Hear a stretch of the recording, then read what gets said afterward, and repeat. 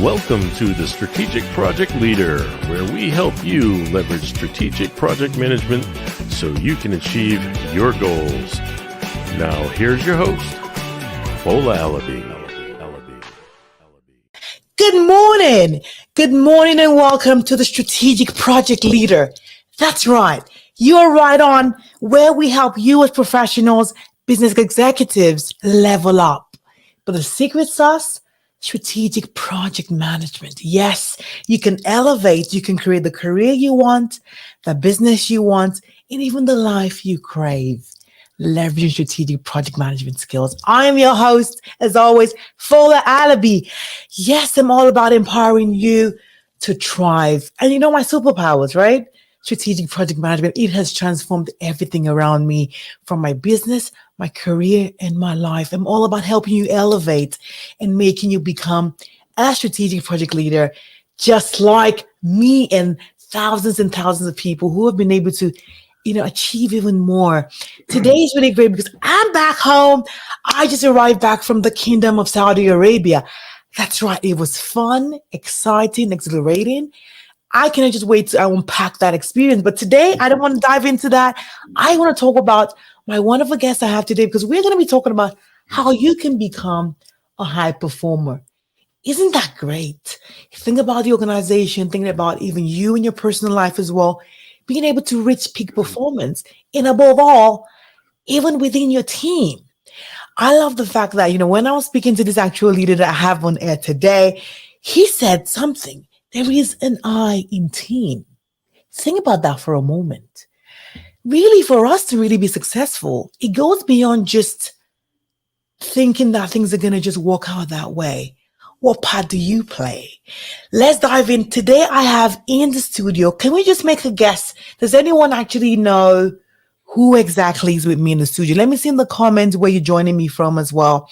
And as well as who I actually have in the studio. But let me give a little piece of him. I have a leader who has managed and worked across different parts of the organization. He's worked for world-class organizations, from Disney films to National Geographic as well, Radio City Production. He brings over 3 decades of experience. His passion is about helping not just create better leaders, but ensure that we have teams who are also high performance. Can you actually give me a round of applause as I bring on air Spencer on? Spencer, how are you doing today? So great, Fola. Good to be with you this morning. Glad you're home. I'm home too, although I wasn't traveling to places like the Kingdom of Saudi Arabia. Mine was a little more plebeian, Minneapolis. Oh, yeah, that's right. Oh, my goodness. It was absolutely fabulous. I cannot even begin to say, but we're going to dive into that a little bit quickly. But today we want to talk about teams. Yes. When we think about teams and becoming high performance, what is the first thing that we should think about first? Well, so great question. Starts with understanding that high performance teams really are created by high performance individuals. So you've heard all the time, there's no I in team, it's every, we lose the egos. This is not about ego. Instead, it's about your impact on the team. And that's really all about personal and professional development, because the team is made up of high performing individuals. If you don't have high performing individuals, the team can't perform at a high level. But then it is, how do you get those individuals to work together well? And that's also about your individual knowledge as a project manager, as a leader. And so it's really about your impact. That's the other part of the I. The I in team is about your impact. And there's a problem though, Fola. And the problem is that only about 12% of teams worldwide are high performing. Oh my goodness. I know. I even saw the stats when I was doing some research. They said 70% of workers in the US actually not engaged, Spencer. That is really, really, really alarming. Just realizing that we have loads and loads of organizations out there paying thousands and thousands of dollars, right? But we just have 20% that actually high performance. What do we need to do, Spencer? We need solutions here. So great way to get started. So it is understanding that you can have an impact on the team. So, we're talking to project managers here. We're talking to people at all levels of an organization. And so when we're talking about engagement that you just brought up, a lot of times the feeling of disengagement comes because, they're feeling like the organization is not where they want to be, or the leaders in the company are not recognizing them. I say throw all that aside. Work on you and your influence in your sphere of being able to impact the team. Stop waiting for things to change and start being that change. Leadership has nothing to do with the title that you have. It has to do with the impact or the influence that you have. You all know people that you go to in an organization that have no title, but they're the people that get stuff done. So Oh be my the goodness. person that gets stuff done. Listen, we hear this, in different shapes and forms, but seriously, just, oh my goodness, it's just another, I just have goosebumps all over me. We can keep talking about the problems because they're never going to end. But the key, as you actually just hit the nail on the head, is that we are the change. You look at yourself, you could be a finance, analyst, you could be a finance director, you could be a vice president. At the end of the day, title or no title, it's about the outcome that we want to create. It's about the results. So how do you show up and be that person that can actually add value? But Spencer, I want to throw a little bit of a spin in here. How about this high performer who is always like wanted to achieve goals, you're excited to work and do things? However, they come into an environment that's really toxic and it just drains them. What exactly can this think about? Let's just call this avatar Benjamin. Benjamin is a high achiever. He just got a job. He's excited. He has a multi-billion-dollar project he actually wants to execute on. And then he comes in and leadership are already not supportive. He has a team that's actually disjointed.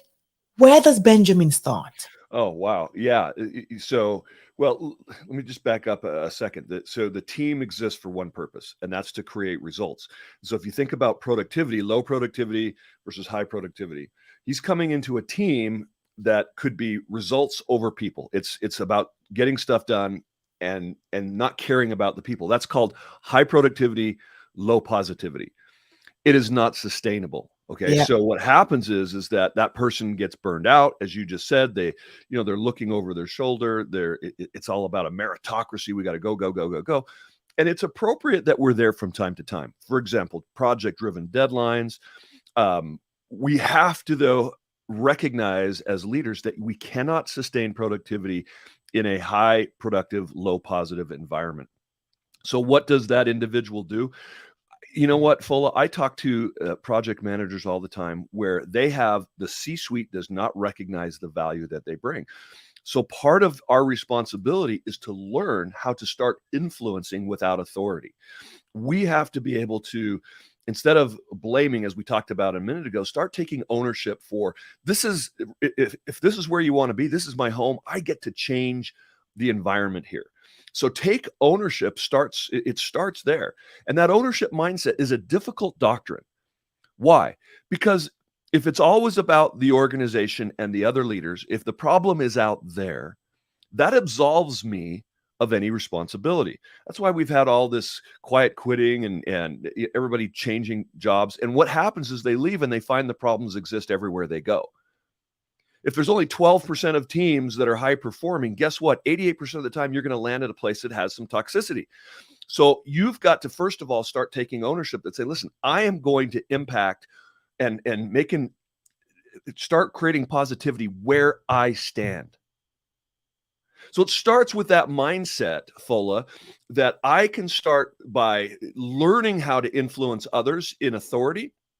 That means I need to learn how to be more powerful in my communication. You're a powerful communicator. You know the impact of that, but also being able to stand up for what I know is right without making other people wrong. And that is what's called assertiveness. And for a lot of project managers, they struggle with the idea of assertiveness. It's not about being aggressive. It's not about saying this place sucks and you're wrong and I'm right. It is, here's what's going to make the impact for productivity. Talk the language of the C-suite, which is about the bottom line. If you can understand what it is the executives are wanting, and you can speak that language and help them get what they want, and I promise you, having a positive environment is actually going to help them get what they want. You just have to help them see that. 100%. And we need to break this down really, really further. For those who are actually listening, Spencer's actually made it clear. It's about value. Think about that. It's about speaking the language of those that actually matter, the people in the C-suite. And then you have to influence. But there's so many pieces here where you're trying to influence, but you don't want to make sure, you want to make sure that you're not making people seem as though they're actually wrong, especially when you're dealing with senior leadership. So how do you do that? There's so many ways that we can actually leverage that. But Spencer, I want to throw this back to you. We know they have to speak the language. They have to influence without authority. And they have to build that confidence to show value. That's right. What strategies have you leveraged and have you taught leaders to leverage to get there? Influence without authority, that's huge. So I'm going to give you a couple of strategies. I'm going to start with, so I'm also going to throw in that there's another problem with doing all that we just talked about. And that is that when we're under pressure, which most of us are, we don't perform at our best. And it exacerbates the problem that we have to have confidence, to influence with assertiveness, and not, and not shutting down or getting too aggressive or over talking or becoming inflexible. All of these are characteristics of different individuals that show up under pressure. So I'm going to just give you 3 steps. It's called SOS. And number 1 is, so the first S is self-awareness. And I know everyone's, wow, self-awareness. Listen, there's several parts to this. And that is, to be self-aware, you need to know what your triggers are. So for example, if you're going into a meeting with the C-suite, what is it that pushes your buttons, that gets you to kind of melt down and mess up? You need to know what that is so that you're prepared and not let that to happen. That's one thing that actually increases your confidence. If you're ready for the questions and the problems that are going to come your way, you're not going to be caught off guard. And so you're going to be able to relax, and the stress is not going to make you stupid, because stress makes us stupid.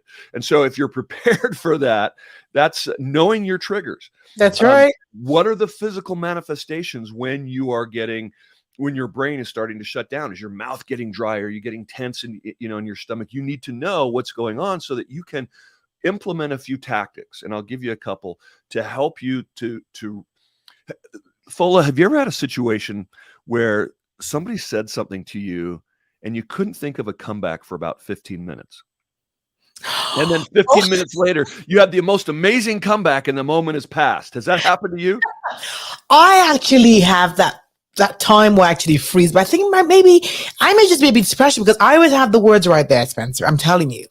The pieces for me, I just take time to breathe, because when I get into a situation where I'm getting stressed, I talk really fast. Yes. That's my problem. My brain is like, so that is a miles an hour. Yes. When you're triggered, that's the physical manifestation. You start talking fast. Yes. And I'm going to tell you why. You are a certain personality type. The high trait is most likely what we call extroversion. And under pressure, extroverts launch what is called a verbal attack. A verbal attack is you just keep explaining, or even talk faster. And if you don't get it, let me explain it this way. And that can be an Achilles heel in the boardroom. Yeah. Right.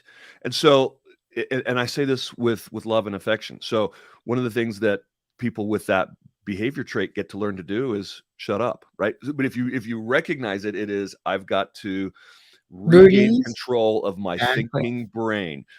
And there's so many other signs of your thinking brain shutting down, and we can get into that in a moment. So physical manifestations, what are your triggers? What are your behavioral tendencies? You've just identified yours. My behavioral tendency under pressure or under stress is to turn into what's called a dictatorial steamroller. I will disregard people's feelings. I will just say, this is the way it is. And that is not persuasive. Now, that's not necessarily your style or everybody else that's listening on there, but that's my Achilles heel. That is my behavioral tendency that gets me in trouble. Some of you who are listening on this, on this podcast right now are what we call high pace, high patient, and you shut down. You literally withdraw. You're in a meeting and you have something to say, but you don't speak up. Why? Because you don't want to create any ripples or any waves. And that's a problem too, because people need to hear your contribution. That's right. That's right. And I think it's really important, just like, just as Spencer's mentioned, right? When you know where your triggers are, you have a plan on how to actually ensure that you bring that under control. For instance, for me, I know exactly what it is for me. Like I speak fast and all that. And so I always calm down. Right? I collect my thoughts, I pause. I always have that almost like a button. I say, just pause and breathe and take time to put it all together. But if you don't recognize that it's happening, you can't take the steps. No, for sure. That's right. That's why you always need to understand the self-assessment, right? You understand who you are, you understand what those areas of improvements are, and then you take steps to fix it. And it's actually, I just I make sure I have bullet points. So I want to be crystal clear. I'm like, okay, what's the problem here? What are the 3 points that I want to address? Okay, so stop. Make them front and center. Yeah. Are you telling me, Fola, that you go into that meeting with the C-suite with a notepad of things you want to accomplish? No. I mean, in the moment, right? You see what? Even just right now, the podcast, I have my notes. So as the meeting progresses, you do that. You're doing it right now. That's right. There is nothing wrong with that. Yeah. It is actually a roadmap of what you want to accomplish. If you're going into a meeting that you could get triggered or is stressful or anxious for you, if you have something that you can rely on, listen, when I go speak, I speak all over the world. You saw me speak in San Diego, yes? That's right. I don't know if you noticed, but over on the side, I had my entire presentation with all my notes. Did I look at it? Not really. I didn't really notice. No, I didn't. Mm-hmm. But it is a security blanket if for any reason my mind explodes and I can't think of anything. All you have to do is look down at that. That's a pause. That's an interrupt into the behavior that's getting you stuck to create that impact, to create that influence. Yeah. And you regather your thought. It is okay to shut up and not talk for a few seconds and just look. No one is going to think anything of it. And you're just collecting your thoughts. Okay, let's get back on track. You will be admired. You will be looked at as someone who is being able to control the discussion, how they're feeling. It's an incredible power. So having that preparation, knowing that you need it, is okay. Now, I don't usually use it, but I have it there in case I do. Understand your motivators. For me, this is a huge oversimplification. We could really dive into this with every individual type. For me, it comes down to a couple things: control, power, respect. And if I'm not getting those things as an individual, that can trigger me in a way that can cause me to turn into a dictatorial steamroller. So I have to know that, because I'll be my own worst enemy if I'm not being respected, or if someone is challenging me in a meeting, and I start getting defensive. That's not productive, because that's my self-awareness. I need to know that. On the other hand, there are people that want to be liked. And so if they're getting feedback that is seemingly critical, it's as if the person talking to you doesn't like you, and that's a trigger. And so people then feel stress in a different way, like they're being attacked, and they can become defensive and start over talking. And that's not. The other is if they feel there's a lack of harmony, or there's just somebody's loud talking like me, I can shut people down just because I can be intense. And so they start becoming quiet and withdrawing. Yeah. I'll give you an example of how this behavior can show up in your professional development. There was an incredible project manager I met one time, Fola, in Grand Rapids, Michigan. She was originally from Serbia. And I was giving a keynote on this topic. And after the keynote, she came up to me and she wanted to ask me a question. And she says, I have 5 direct reports. I'm a project manager. I'm really good at what I do. And my team loves me. Yeah. I protect them. I care. I put them first. Yeah. And she said, there came an opportunity for me to get a promotion. There was a vice president position that was open. I'm a director level. And I had all the qualifications to meet this. And my thought process was, if I could apply for that job, that I would be able to influence, like my little team, I'd be able to protect them and the entire division. So she applied and she didn't get the job. She said the person who got the job was less qualified. And as a result, I'm confused. What happened? Mm. And Fola, I said to her, I said, I can tell by your personality that you are somebody that probably seeks to earn that promotion by earning it. Yeah. Now, people are listening. Well, of course, isn't that everybody? No. Some personality types, high dominance like myself, high extroversions like yourself, go out and win it. What's the difference between earning and winning? If I win it, I say, I deserve this, and this is why you should hire me. If I earn it, I put my head down and just do my best and hope they notice. You see the difference? She was somebody, I said, you probably just put your head down and just started working. Yeah. And the hope was, cross your fingers, that they would recognize your skills and what you're bringing. She says, that's exactly what I did. I said, the problem is because you were unwilling to step up and speak up, the hiring manager is somebody that had a winning type of personality, and the person who got the job was able to self-advocate. Because you were unwilling to get uncomfortable and self-advocate, your team now has, this is a harsh conversation, now has a manager or a vice president that is not as good as they could have been if you had been willing to get uncomfortable And speak up. Yeah. Yeah, I know that this is really great. And I think there are two sides to it. There's a part of the I being Benjamin, an avatar for this, who is showing off, who's going to roll, he wants to be the best, and things are not really going that well. And there's another piece around organizations, right? Because where we set the stage for employees to actually thrive. When employees are put into a hot spot where it seems they want to work, they want to perform, but there's actually no trust, there's no transparency. You know what I mean? Where those key elements around supportive environment, right? Where people are engaged, people can actually accommodate, people can actually adapt. That doesn't exist. How can we influence organizations to become the one that can actually breed high performance? Because it's pretty easy to say, show up, be the best person you want to be, be the team player. That's great. But when you're in an environment where the people are just not helping, how can Benjamin show up and influence the culture that exists in that organization? So Benjamin gets to, first of all, do these steps that we're talking about. How do you show up in that situation, and then know who that manager is? So if I was, for example, talking to this incredible project manager who's like, didn't speak up, you need to know that hiring manager has a different style than you, and be willing to go and have a conversation. I call it flexible authenticity, right? The problem is that we've always heard that we have to be authentic. I have to just be myself.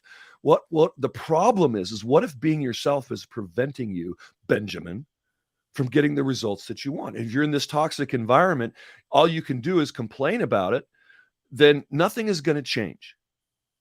And so you get to know who that manager is and be willing to have a conversation. And Fola, I would go so far as to say, listen, you and I, if I'm Benjamin and you're my manager, I would say I'd like to have a conversation. And before I go and have that conversation, I know my contribution to the team. I know the impact that I'm having. Because I want to go in there and say, listen, I want to have a conversation. I want to know how you feel I'm showing up on this team. Am I making an impact? Am I hitting my numbers? Am I doing the work that you expect? Get the receipts. Exactly. And if it is, say, listen, thank you for that. Now I'd like to have a conversation. Because for me to continue to do this has been really, really hard. And I know that you as the division leader or whatever, what are your goals? What do you want to accomplish? Well, I want to hit our numbers. Great. Well, I'll tell you what, it's really hard for me to continue to do this without support from the team. And frankly, without your support. Now that's a conversation that's going to take some guts. Why? Because we're afraid of blowback or being, or being blackballed. So you have a choice. You have to, this is where the, excuse me, this is where the ownership comes from. Right? Yep. You can stay and complain. You can leave and go find a similar problem somewhere else, or you can make a stand. Mm. And you can do it in a way that somebody is going to hear you.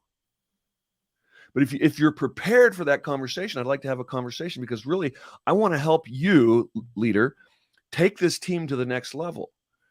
But there's some things that I need on this team. I need some support. I need to be able to come and talk to you when I have obstacles in my way. Yep. You got to figure out what motivates others. Start with what motivates you. I work with a lot of managers, Fola, that are in this exact situation. So one of the things I do is I assess them in terms of their leadership, their communication, their motivators, what shows up, so they're more self-aware. And I encourage them to take this to their leader and say, hey, I just want to get some feedback if you feel like these results are accurate. And it's a way to kind of drop a hint saying, do you feel like these results are accurate? And what are some areas that you feel like I could improve? So this is a trick, right? Because I go to my manager and say, hey, what are some things? Here's what I'm doing well. Here, do you agree that this is how I show up? And under pressure, I probably do some of these things. Is that true? How do you feel like I could improve? And they're going to give you some feedback, most likely. And then here's the kicker. Once you have been humble enough to accept that feedback, here's something that you could say. I'd really like to get to know how you lead and communicate. Would you be willing to take one of these as well, just so I can connect with you at a higher level? And what that does is, if they're willing to take a similar assessment, you've tricked them into this being willing to be a leader. Yeah, absolutely. Because you've just been vulnerable with them. You've asked for feedback and say, I really want to be able to connect with you better and have a better working relationship. Would you be willing to take it? Takes 5-10 minutes. And once that happens, here's what, all of a sudden they start becoming a little more aware. And you've tricked them into doing something that's going to help you communicate and create a more positive environment. Because sometimes what happens, Fola, is we're just so busy being busy that we forget that to create that sustainability in productivity requires relationships. Yeah. And so you have to be willing to figure out how to create a relationship, even with people that you may not like. I think I mean that we need to pause right there, because a lot of the times people miss the concept around, you go to work, you have to be like full-blown friends and BFFs with your teammates. That may not really happen, but you have to build relationships either way. Because I say we spend the better parts of our lives at work. Then you want to be miserable, through your career. And then what's the essence of it? But being able to work in a space where even when you disagree, that's okay, as long as the goal is actually the same. Because I'm going to come to that as well, to say, as a team, the goal of what everyone is trying to achieve has to be clear. And when I come to Spencer and I say, guess what? Our goal is what? To build a pipeline that goes from A to B, right? Whatever we need to focus on that. That is the goal. So whatever it is that we need to do together to make sure that happens is what we need to focus on. Because for me to win, Spencer has to win as well. You don't need to be BFFs and like friends and buddies. If you guys are friends, even better, because I believe that when there's that deeper relationship, things are actually seamless. But being able to work together, I think that is the foundational piece that's actually missing, because people kind of feel that, no, I'm going to show up, I'm going to bring the facts, and that's it. But when you make that, there's so much friction. And when you show up in the meetings, you always want to have a rebuttal. You know what I mean? Like everyone is prepared. Like I have the best answers and all that. But no, when we come into our teams, knowing that it's about the goal to ensure that we help organizations achieve the strategic goals and objectives. That's what we're here for. Yeah, but you bring up a really important point that needs to be highlighted. Yeah. And that is that we judge the world by a double standard. We judge ourselves by our intentions, and we judge everybody else by their impact on us. And so if somebody has a negative impact on us, we think that we have no negative, we overestimate our positive impact. That's a psychological fact based on decades of study. We overestimate our impact within the organization, and we underestimate others. And so what happens is that we judge ourselves by our good intentions. And we think, I need to be able to have my voice heard. And I judge myself by my education and by how right I am. People want to be right. And so the problem is that you've got two people that are having a conversation and both are right. That's called the right fight. And we are having the right fight all over the world where people have to be right. Just like you say, it's all about the facts. And somebody else comes and says, well, I've got the facts. And now we're fighting in our departments, in our relationships, and we are not being productive. And instead of having the right fight, learn how to handle it well. Conflict is something that is so, so powerful when you do it right. And that doesn't mean you have to have a toxic environment. You can disagree and be completely productive. As a matter of fact, you can be more productive than if you don't know how to disagree. But you don't have to. We need to break down, because really you need to disagree to unravel and uncover other ideas, right? Because when everyone just linear, right? We just keep going, it's just A, B, C, D, E, F, G. Then how is it going to be juicy? How can we, unravel more complex ideas and get more creative? You're going to see things, Fola, that I don't see. Exactly. And so if it's just my idea, we're going to miss opportunities to make that idea better. If you don't, and conflict doesn't say you're wrong, Spencer. It just says, yes, and I like the start. And I think if we don't focus on this as well, we'll go down the wrong path, but we can take that idea and build on it and go in this direction. Now but you have to be willing to speak up and do that. That's conflict. Okay, now there's a whole spectrum of conflict. You have conflict avoidance and you have warfare, right? Warfare. Oh my goodness. We don't want to get that. We don't want warfare. So the area of productive conflict is way over here. You think of a violin, right? If you have a violin that has strings, in order to play, you have to have tension on the strings. If there's no tension, there's no music. If there's too much tension, the string breaks. That's right. You have to have a creative amount of tension. And the conflict must be on ideas and it's not affective, right? It's not on, I'm not arguing with you as a person because you're, whatever name you want to insert, this, that, or the other thing. It is about ideas. And so if you can focus your conflict on ideas and not people, that will actually allow a relationship of trust and respect to begin to grow. We can respect people that have different views, respect their commitment, their dedication to their ideologies, to their beliefs, whatever they are, and focus on the goals, as you mentioned, that are clearly stated. And I'm going to go back to what we said earlier, and you just said it a minute ago. If you can help the leader of your team, your organization, achieve those goals, you're going to have a lot of influence within an organization. You're going to be able to have tough conversations and start asking for what you need. And I'm not asking you to go and say, well, I need a Rolls Royce, or I need, I need this. No, Spence, I need a Rolls Royce though. Yeah, you did. I need some time with you. I need some acknowledgement. I need some support. I have a problem with this department and they're not responding.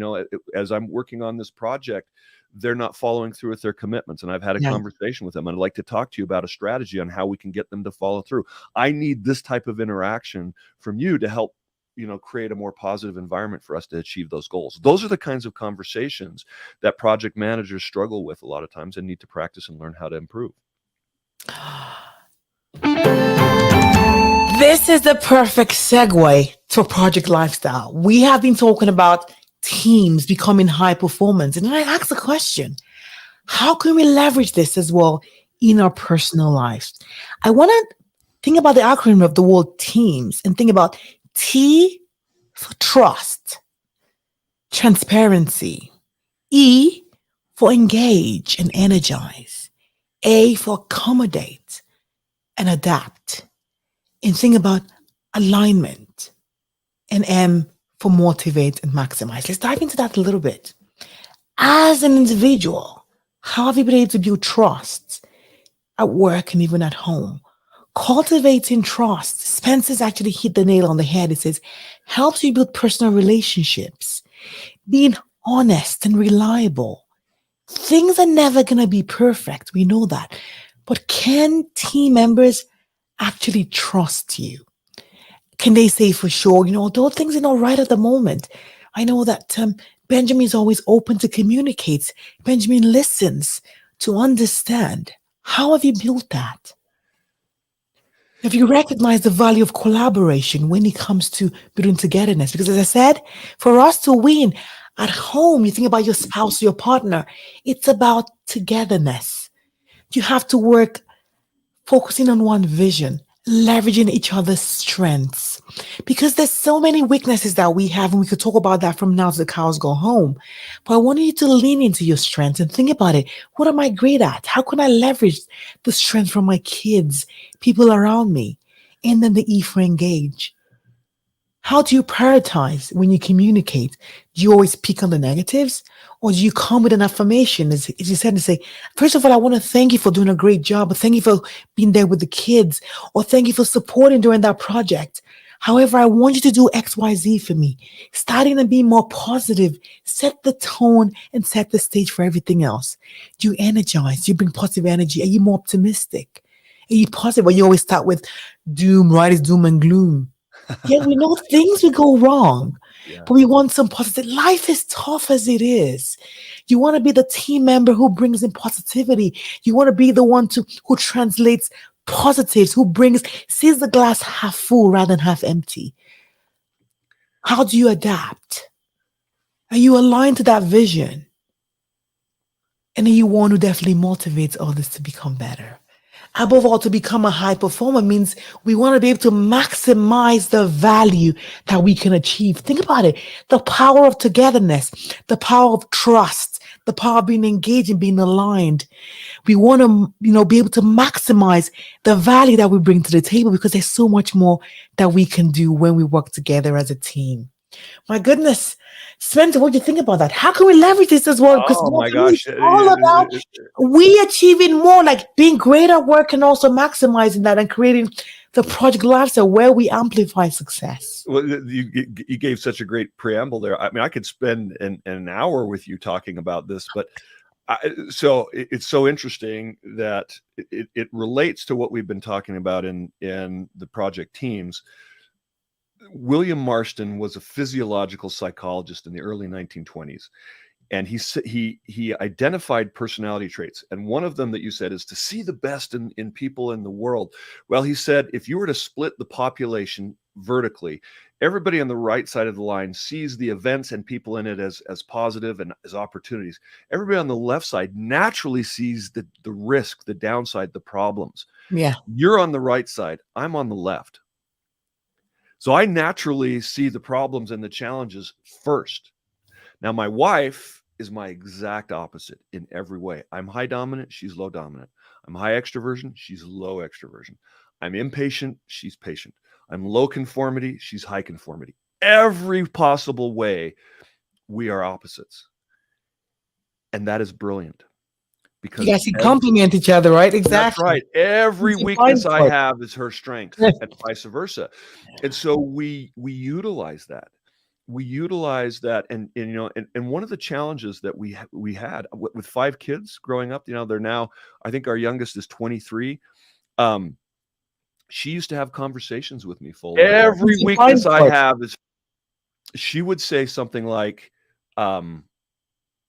if you don't change, you're not going to have a relationship with your son. Because I was always focused on why my son wasn't doing X. So what the problems he was having, what I needed to do to control him. Remember I said my personality was control, and then I would see all the things that he was not doing. And that was a problem. So that's, you were saying lean into your strengths. For me, that was a weakness that's part of my personality that I had to let go. So I had to learn how to be able to be more positive. And it's not natural for everybody. You can't just say, hey, see that good in the world. Well, this last January, we went to the Rose Bowl in Pasadena, and we were driving down the street, Fola, and we were looking at all these signs, and I was reading them out loud, and she just giggled because she's like, I'm reading the same signs you are. I just do it in my head. You do it out loud. And as we were going, she says, I feel like I've had a negative influence on you. This is my wife, because remember, she's low extroversion. She says, I don't think you are as extroverted as you used to be. I said, that's true. She says, I'm sorry about that. I said, don't be sorry about that. I said, the reason why I don't talk as much anymore is because it bothers you. No. And there are times when she has an experience where she comes and just starts talking, and it's rare, but because I'm her husband, we will be married 37 years this Tuesday.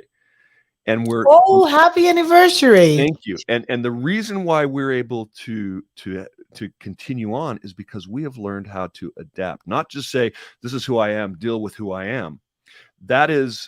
I think that's part of the problem of the world, is we all want everybody to adapt to us. It's the same concept as I was talking about earlier. Yeah. I have a problem with my company. They should change. My manager should change. No, I get to learn how I can control me. I can only control me. And I love my wife, and I want her to love me. Why? So what I need to learn to do is talk to her in a way that she can hear me. That's right. And together she's learned how to be more assertive. I've learned how to shut up. We love each other. We love to travel together. We love to be together. And she's somebody that is hugely introverted. You wouldn't know that when you meet her. A lot of people listening may have met Jana. But we have learned to be flexibly adaptive in our behavior. Listen, Spence, that's the number one trait, adaptability. It's a leadership trait. It's a trait that everyone needs to have in order to live in a world that we live in today. Yes. Adaptability and agility. It's an ingredient that you need, be it at home, be it at work, be it in the community, because being able to sense and read the room, for instance, say, this is what's happening. How do I adapt? But there's something though about positivity, Spencer. It's the fact that, the dopamine that gets released. There's something about the brain too. Seriously, it's like when you're you go in for a team meeting and everyone just comes and just says, oh my goodness, we just had all these failures and all that. We know we're going to get there. But there's something about a leader who is there to kind of say, my team, you guys have done, a great job. We've done X, Y, Z. We need to address some issues without a doubt. But when team members feel appreciated, when people feel that they're seen and they're heard, they do more. That's so right. Yes. And that's the challenge I want everyone who's listening. I want to just acknowledge, because I know that the LinkedIn questions are not coming through here. We have Jeremiah, Quinton, Halkan, Tarika, that the names goes on and on. I can see your questions. I can see your comments. I just can't pull them up. I want to just say thank you for being here. And as you know, we need to put Spencer on the hot seat. So keep your questions coming. And one piece I want to ask as well, so far, if you've learned anything, if there's anything that's actually wowed your mind, I want to see a yes in the comment. Just type a yes so I know that yes, you're still here, you're getting value, and I can see that you're definitely here. And just click on the share as well. Share with someone, maybe your boss needs to see this. Because you're talking about the change, right? At times it's about how can I just make this happen? But share this as well. Let someone else get a glimpse of this, because value is all about ensuring that you just don't just benefit on your own, but we become the change the world needs to see. So Spencer, that's the key. The key, it's about we showing up, we learning, we've been adaptable for sure, being able to influence. You've actually hit the nail on the head. But again, it's like we all need to work together. It's a team sport. You know what I mean? Like at the end of the day, if it was great, we could have just gotten the soccer ball and just taken one player to throw it to the net. But when just think about the asynchronous, you think about the birds, when they're in the air, they're flying, right? When they all just glide, because there's that synchronicity. Because sometimes I guess they don't all need to keep pushing the effort at the same time. Because there are times when one's going to be tired, you could pull from the energy of the other person. Just working together just helps us pull and push together. So I want to see the questions if we have, because we need to put Spencer on the hot seat. So just brace up. Brace up. That's right. We've got a question for you, Spencer. First question is, Can you give us a time where you had to deal with a very difficult stakeholder who wasn't a great team player? What are the two strategies that you leverage to win the person over? Yes, great question. So, I had an opportunity where I was working with a team member, and we were on the same team, and this person actually we were in a sales role, and so that's a stakeholder because we have to hit our goals, Yeah. and I was specifically in charge of giving out the leads. This person accused me of taking the best leads. We had a process. They would come in and I would rotate them. Now I had to not only give you out the leads, but I got to have them. And it was not true because we would just have a system. But for whatever reason, he was super competitive. He'd been there longer and I was having success and he felt threatened. Oh.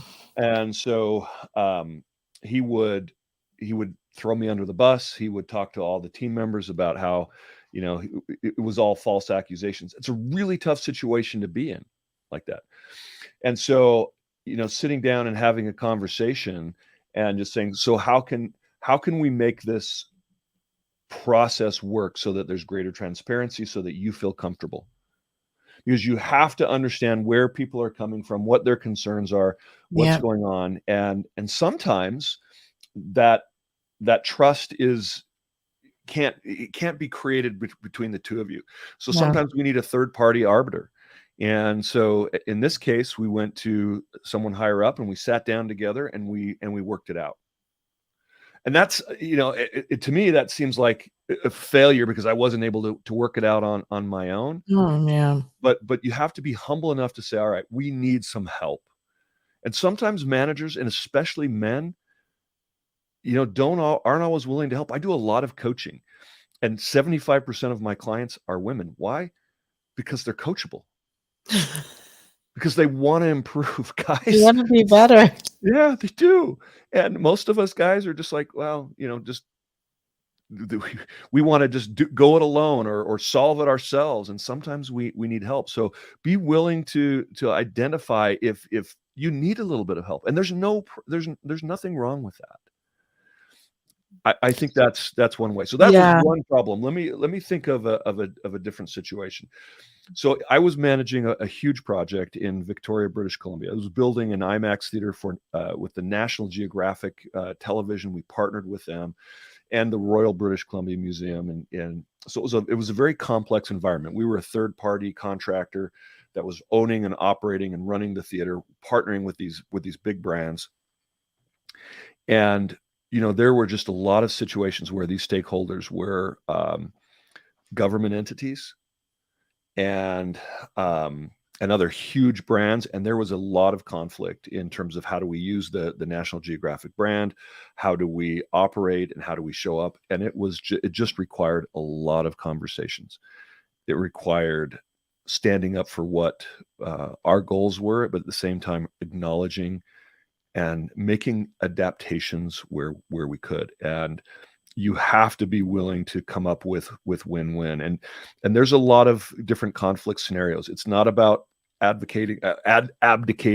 It's not about winning so that someone else loses. Yeah. It's about how do you create not even a compromise, a better solution for both. And that's really hard to do, especially when you're under pressure. And 100%, I think that's a key thing that we need to remember is the times where you may not be able to win over that other party. You would have tried your best. You would have obviously exhausted your own strengths and your influence and skills and communication and all that. And maybe your manager may not even be the right person to actually come in between. You need a totally neutral third party. Might help. need that. Yes, to help diffuse the situation because work can be tough. Emotions can be high. Exactly. You don't want to add another layer of complexities and all that to it. That's right. Spencer, are you ready? Yeah. That's right. Vince is on the hot seat now. We've got another question from you. Talking about overcoming obstacles and sustaining high performance. How do high performers maintain their motivations and focus during challenging times or setbacks? I don't know how everybody else does it. I know how I do it. And for me, it is about managing energy. Mm. You see,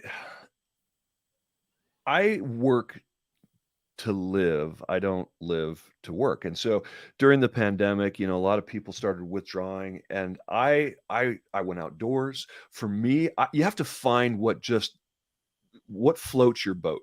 So when Mm. I work, I figure out ways to work in getting outdoors, seeing nature, climbing mountains, mountain biking, whatever it is. And Yep. I have also my faith. So there's different types of energy, right? There's physical energy, there's mental energy.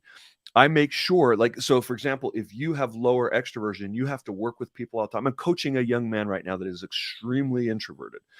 And he Just like manages, me. no, exactly not. And so he's managing a team, and it's exhausting for him.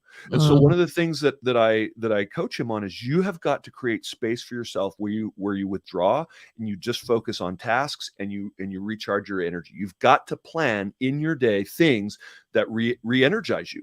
It's like you have a battery, and your kinetic energy is made up of physical, emotional, and mental energy that is drawn down. Roy Baumeister, psychologist, says he calls it ego strength. Willpower is limited.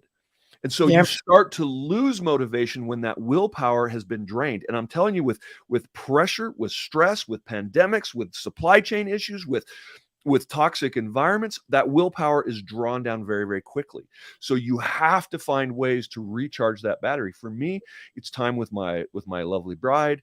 It's making sure that I have on the calendar something to look forward to. Mm. That helps me. It could be a weekend bowling or cricket or whatever it is you like to do. If Yep. you put something on the calendar, it doesn't have to be an expensive thing. You have something to look forward to. And the science says that even looking forward to something is more valuable than the thing that you actually do itself. Brace up. Brace up. We have another question from Washington Chimuzu. He says, Spencer, what's your view on artificial intelligence with regards to conflicts? I'm not sure I understand. Artificial intelligence as it relates to what? Maybe conflict, maybe leveraging maybe the tools that AI can have to help, leverage that to, reduce Oh, conflicts. great. You know what? I use Chat GPT almost daily. And I think it's one of the things that it does is it can help. Obviously, it's not creating knowledge, but it can gather that knowledge for you. So if you have a question, for example, let me just, you've got to train, Chat GPT how to work for you. Teach it about you or some of the challenges that you have. Put it in.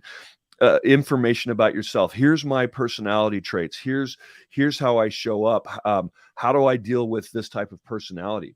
And let me give you an example of a question that I asked. Topic: creating a culture of engagement, the essential role of leaders in volunteer management. What are 5 ways to create engagement in volunteer organization like an association?